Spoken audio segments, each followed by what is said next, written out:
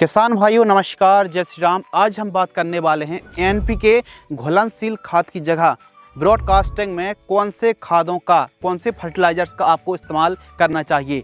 हमारे देश में आज भी 90% किसान बिना ड्रिप, बिना टपक सिंचाई से खेती करते हैं।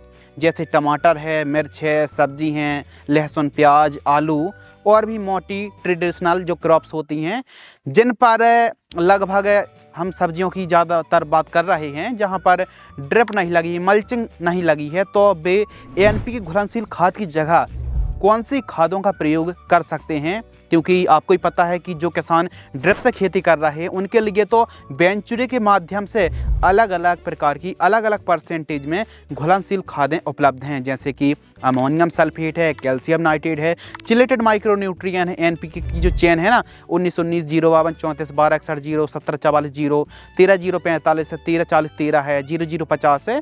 तो और भी ऐसी खादें हैं जिन्हें आप ज़्यादातर वेंचुरी के माध्यम से टपक सिंचाई से चलाते हैं। यह तो घुलनशील खाद हैं, लेकिन यदि आपने ड्रिप नहीं लगाई और आप सब्जियों की खेती कर रहे हैं तो खाद का शेड्यूल किस प्रकार रखना पड़ेगा, कौन सी अवस्था में कौन सी खाद का प्रयोग करना पड़ेगा। जैसे 0 0 50 है तो इसकी जगह कौन सी खाद, कौन सी अल्टरनेटिव खाद ब्रॉडकास्टिंग में। अब खाद देने का तरीका भी अलग होगा। जो किसान टपक सिंचाई से खेती कर रहे हैं तो वह 3 से 4 दिनों के अंतराल पर 3 से 4 किलोग्राम खाद 1 एकड़ में प्रयोग करते हैं। लेकिन इसके विपरीत जो किसान परंपरागत तरीके से खेती करते हैं तो वे किसान लगभग 15-15 दिनों के अंतराल पर खाद का प्रयोग करते हैं। एक बार में कम से कम 30 से 35 किलोग्राम के आसपास खाद प्रयोग करनी पड़ती है 15-15 दिनों के अंतराल पर। तो एकदम उलट है, यानी ड्रिप से जो खेती करते हैं तो 4 से 5 दिनों के अंतराल पर 5-5 किलोग्राम, 4-4 किलोग्राम फसल अवस्था के हिसाब से फर्टिगेशन शेड्यूल चलाना पड़ता है। लेकिन आज का जो हमारा टॉपिक है ना, जो किसान सब्जियों को लगा रखा, सब्जी की खेती कर रहे हैं, खासकर मिर्च है, टमाटर है, बैगन है, तरबूज खरबूज है, तो वे किसान भाई कौन सी खादों से उन खादों का अल्टरनेटिव कह सकते हैं या फिर उन खादों का रिप्लेसमेंट कर सकते हैं। एनपीके की तरह ही रिजल्ट देने वाली खादें के बारे में हम बात करने वाले हैं। लेकिन उससे पहले हमको एनपीके का जो फंडा है ना, इसकी चक्रव्यूह को समझना पड़ेगा। तो एन यानी नाइट्रोजन, नाइट्रोजन का जो मेन काम है हरियाली, ग्रोथ, बढ़वार, क्लोरोफिल, हरित लवक और प्रकाश संश्लेषण क्रिया को तेज करना, और खासकर वनस्पतिक ग्रोथ बढ़वार के लिए नाइट्रोजन मुख्य जिम्मेदार होता है और इसका यही काम होता है। इसके साथ ही फॉस्फोरस की बात करें, जिसे पी से हम समझते हैं फॉस्फोरस, यह है फूलों में वृद्धि करता है, जड़ों की ग्रोथ में, विकास में, तने को मोटा मजबूत करता है फॉस्फोरस।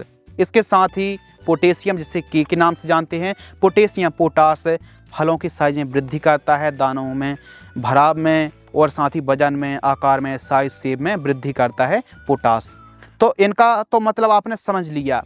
लेकिन अब बात करते हैं कि मार्केट में जैसे एनपीके 19-19 है, एनपीके 052 34 है, 13 0 45 है, 12 61 0 है, तो इनकी जगह कौन सी खादों का प्रयोग आपको करना पड़ेगा। एक चीज़ को और समझते चलते हैं हम, हमारी फसलों पर एनपीके की जो ग्रेड है ना, वो निर्धारित किस पॉइंट पर होती है, इसको भी हम समझते हैं। तो एनपीके की जो ग्रेड है ना, यदि हमारी फसल वनस्पतिक स्टेज में है तो आपको नाइट्रोजन बेस जो ग्रेड आती है ना एनपीके की, उनको चलाना पड़ता है। यदि हमारी फसल फ्लावरिंग स्टेज पर है तो ऐसी खादों का प्रयोग करना पड़ता है जिस पर सबसे ज़्यादा फॉस्फोरस की मात्रा होती है। फल अवस्था में पोटेशियम जैसे तत्वों की हमको पूर्ति करनी पड़ती है।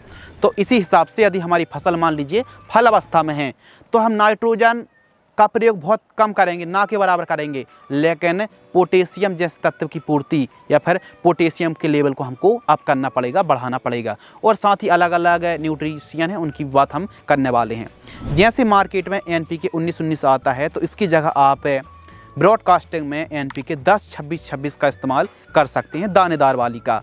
अब यह जो एनपीके खाद है ना, यह घुलनशील खाद हैं, लेकिन हम जो ब्रॉडकास्टिंग में यूज करने वाले हैं यह वे खादें हैं जो स्लो रिलीज फर्टिलाइजर्स हैं, आराम से घुलती रहती हैं। तो इनको आप जड़ों से 2 इंच दूर और 2 इंच गहराई पर आप दे सकते हैं। 19-19 की जगह आप 10-26-26 इस्तेमाल कर सकते हैं।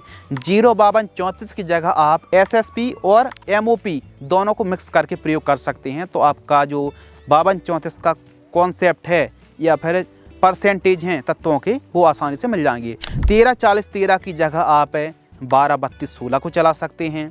0050 की जगह आप पोटेशियम क्लोराइड MOP को आप चला सकते हैं। इसके साथ ही 13045 की जगह आप यूरिया और MOP को चला सकते हैं। चिलेटेड जिंक की जगह आप चिलेटेड जिंक को ही चलाएं, लेकिन जो किसान टपक सिंचाई से खेती करते हैं वे जिंक सल्फेट का इस्तेमाल नहीं बल्कि चिलेटेड जिंक का इस्तेमाल करते हैं। तो चिलेटेड जिंक की जगह आप जो जिंक सल्फेट है ना, इन खादों का इस्तेमाल कर सकते हैं। इसके साथ ही सल्फेट, जो सल्फेट वाली खादें हैं 80% है, 90% में जो सल्फ़र आती है, तो इसकी जगह आप सल्फ़र या फिर बेंटोनाइट सल्फ़र का इस्तेमाल कर सकते हैं। इसके साथ ही 1261 की जगह आप 1846 DAP का इस्तेमाल कर सकते हैं। 1744 की जगह भी आप डाई अमोनियम फॉस्फेट 1846 DAP का इस्तेमाल कर सकते हैं। चिलेटेड माइक्रोन्यूट्रिएंट की जगह आप ग्रेन्यूल्स माइक्रोन्यूट्रिएंट का इस्तेमाल कर सकते हैं। अमोनियम सल्फेट की जगह आप 20-20-0-13 का इस्तेमाल कर सकते हैं। इसके अलावा ह्यूमिक एसिड की जगह आप ह्यूमिक एसिड का ही इस्तेमाल करें, अलग से खाद इस्तेमाल करने की आवश्यकता नहीं। ह्यूमिक एसिड 98% वाला इस्तेमाल आपको करना चाहिए। फेरस सल्फेट की जगह आपको फेरस सल्फेट ही इस्तेमाल करना है, लेकिन फेरस सल्फेट यदि आप ब्रॉडकास्टिंग से दे रहे हैं तो क्वांटिटी बढ़ जाएगी।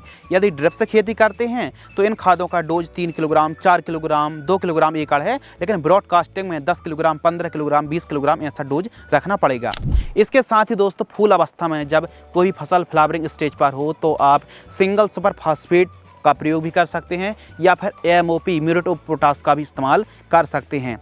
SSP में सल्फर है, फास्फोरस है, कैल्शियम है, जिंक बोरॉन तत्व भी मिल जाते हैं। बाकी humic acid, fulvic acid, sulphur, zinc, calcium, boron, micronutrient, zinc EDTA, ferrous, बाकी की सभी खादें सेम जाने वाली हैं, कोई अल्टरनेटिव नहीं, इन्हीं खादों को चलाना पड़ेगा। आपको पता होना चाहिए कि टपक सिंचाई से जो खादें इस्तेमाल करते हैं वो थोड़ा थोड़ा 3 से 4 दिनों के अंतराल पर हम इस्तेमाल करते हैं, लेकिन जो ब्रॉडकास्टिंग वाली जो हमने खादें बताई हैं, DAP है, SSP है, MOP है, अलग अलग खादें हैं, इनकी क्वांटिटी भी बढ़ने वाली है। अब DAP आप इस्तेमाल कर रहे हैं तो फिर आपको 25 किलोग्राम से लेकर के 35 किलोग्राम एक एकड़ में प्रयोग करना पड़ेगा। MOP की भी सेम कंडीशन है। और ह्यूमिक एसिड ड्रिप से तो आप 500 ग्राम छोड़ते हैं, 200 ग्राम छोड़ते हैं, लेकिन यहाँ डोज 1 किलोग्राम हो जाएगा। सल्फर की भी यही कहानी है, यहाँ कम सल्फर जाती लेकिन यहाँ पर 5 किलोग्राम प्रति एकड़ सल्फर जाएगी। अमोनियम सल्फेट है, कैल्शियम नाइट्रेट है, ड्रिप से तो 2 किलोग्राम 4 किलोग्राम पर्याप्त होती है, लेकिन ब्रॉडकास्टिंग में आपको 1 एकड़ में 15 से लेकर के 25 किलोग्राम प्रयोग करनी पड़ेगी। कुछ इस प्रकार आप समझ सकते हैं कि जो ड्रिप है थोड़ी थोड़ी देर में हम भोजन देते हैं, जबकि ब्रॉडकास्टिंग एक ऐसा भोजन है जो हम एकदम से 15 दिन के अंतराल पर 15 दिन का गैप रख करके एकदम से खादों का प्रयोग कर लेते हैं।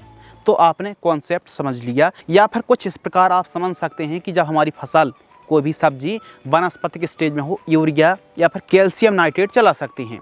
साथ ही हमारी फसल फूल अवस्था में हो तो 1846 DAP को चला सकते हैं, SSP को चला सकते हैं, 10-26-26 को चला सकते हैं। कितना? 35 से 40 किलोग्राम प्रति एकड़। और साथ ही फल अवस्था में MOP है, SOP जैसी खादों का इस्तेमाल आपको करना चाहिए। यानी खाद देने का जो तरीका है ना, जो फंडा है वो सेम है। यदि आप NPK खादों को ड्रिप से 1 महीने पर 8 बार इस्तेमाल करते हैं 5-5 किलोग्राम, तो 40 किलोग्राम हमारी खाद जाने वाली है। तो उसी प्रकार 15 से लेकर के 25 दिन के अंतराल पर भी आपको 25 से 30 किलोग्राम एक एकड़ में ब्रॉडकास्टिंग वाली खादों का इस्तेमाल करना पड़ेगा। यानी सेम वर्क होने वाला और सेम रिजल्ट आने वाले हैं। बस लॉजिक को लगा करके फसलों की न्यूट्रिशन की डिफिशियंसी देख करके ही आपको खादों की पूर्ति करना चाहिए। और जब टमाटर की फसल फल स्टेज पर हो तो फेरस सल्फेट है, बोरॉन है, गुड़ है, इन चीज़ों का इस्तेमाल आपको अवश्य करना चाहिए। तो क्या इसका मतलब ये है कि हम फल अवस्था में 0050 घुलनशील खाद का इस्तेमाल नहीं कर सकते हैं? यदि हम नॉर्मल तरीके से खेती कर रहे हैं, कर सकते हैं, कोई दिक्कत की बात नहीं है। फिर आप ब्रॉडकास्टिंग से जो खाद देंगे ना, फिर क्वांटिटी बढ़ानी पड़ेगी। जैसे 0050 है ना, यहाँ तो 2-3 किलोग्राम में काम चल रहा था, यहाँ पर 10 किलोग्राम आपको 1 एकड़ में प्रयोग करना पड़ेगा। तो फिर खाद देने का तरीका ही वही है कि 2 इंच दूर और 2 इंच गहराई पर मिट्टी को खोद करके आप खाद दे करके मिट्टी को फिल करें और फिर सिंचाई करें, ताकि खाद बह करके दूर ना जाए और आराम आराम से घुल करके हमारी जड़ों के द्वारा प्लांट अपटेक कर पाए। और यदि अन्य खादों की बात करें तो सरसों की खली है 15-15 दिनों के अंतराल पर 10 किलोग्राम इस्तेमाल आप कर सकते हैं पानी में घोल करके। गुड़ है, गुड़ का डोज यदि नॉर्मल तरीके से खेती कर रहे हैं तो 3 किलोग्राम 1 एकड़ में घोल करके आप प्रयोग करें। लेकिन ध्यान रखें गुड़ इस्तेमाल आप कर रहे हैं तो बिल्ट की समस्या ना आए, क्योंकि जो बिल्ट है बिल्ट का भी खाना गुड़ ही हो जाता है। तो बिल्ट यदि नहीं है तो फिर गुड़ इस्तेमाल आप कर सकते हैं। कैल्शियम नाइट्रेट का डोज भी 15 किलोग्राम के आसपास, ह्यूमिक एसिड का डोज 1 किलोग्राम के आसपास है, माइक्रो न्यूट्रिएंट का डोज 5 किलोग्राम के आसपास है, मैग्नीशियम सल्फेट है, फेरस सल्फेट 10 से 15 किलोग्राम के आसपास इनका डोज है यदि आप नॉर्मल तरीके से खेती करते हैं। तो आपने इस वीडियो के माध्यम से समझ लिया कि यदि आप मल्चिंग नहीं लगाए हैं, ड्रिप नहीं लगाए हैं, तो फिर NPK का जो डोज बताया जाता है ना, उससे बेहतर यह ब्रॉडकास्टिंग वाला डोज है। तो फसल अवधि के हिसाब से डोज को कम ज़्यादा भी आप कर सकते हैं।